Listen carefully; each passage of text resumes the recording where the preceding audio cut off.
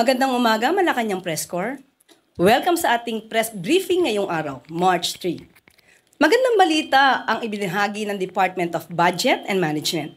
Dahil sa epektibong pamumuno ni Pangulong Marcos R. Jr., bumaba sa 5.7% o 1.5 trillion pesos ang budget deficit ng bansa nitong 2024. Pinakamababa ito mula noong taong 2020 at nagpakita ng mabuting pagtatrabaho ang economic team ng administrasyon. Umabot naman sa 16.72% ng GDP or 4.4 trillion pesos ang government revenues sa nakaraang taon.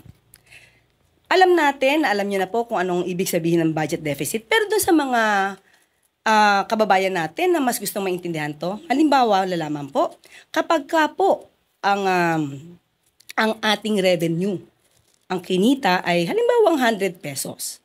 Pero kung ang proyekto po ng pamahalaan o ng isang tao ay aabot lamang po sa 90 pesos, so makikita niyo po yung paggastos ay mas maliit kesa doon sa nakuhang income. So magkakaroon pa po yun ng savings. Kumbaga, hindi na po kakailanganin na umutang pa ang gobyerno kung bumababa po ang ating budget deficit. So yun lang po yung para sa mas maunawaan ng mga taong bayan kasi medyo technical yung word na budget deficit. Ngayon po ay handa na po akong sumagot sa inyong katanungan.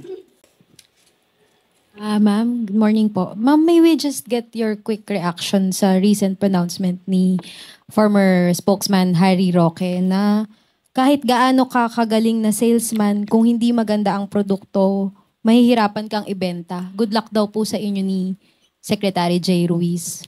Naniniwala po talaga kami na mahirap ibenta ang bulok o masamang produkto. Mahirap po talagang ibenta kapag ang ibinebenta mo, kailangan mo pang linisin ang mga sinasabi. Mahirap ibenta ang mga tao na ang lagi nababanggit ay joke lamang yan. Hindi po kami salesman dito. Kami po ay messenger. Ang salesman po kasi kailangan na maganda ang bokadura mo. Kailangan na ibenta kahit na minsan ay hindi totoo yung mga sinasabi mo para lang mabenta ang isang tao o isang produkto. Okay, sa amin po, messenger kami, hindi po kami nagbebenta ng Pangulo o ng gobyerno. Pinapakita lamang po namin at inilalahad namin kung ano ang maaaring makuha ng taong bayan sa ating gobyerno, kung anong pwedeng itulong ng ating gobyerno sa taong bayan. So hindi po kami salesman, kami po ay messenger.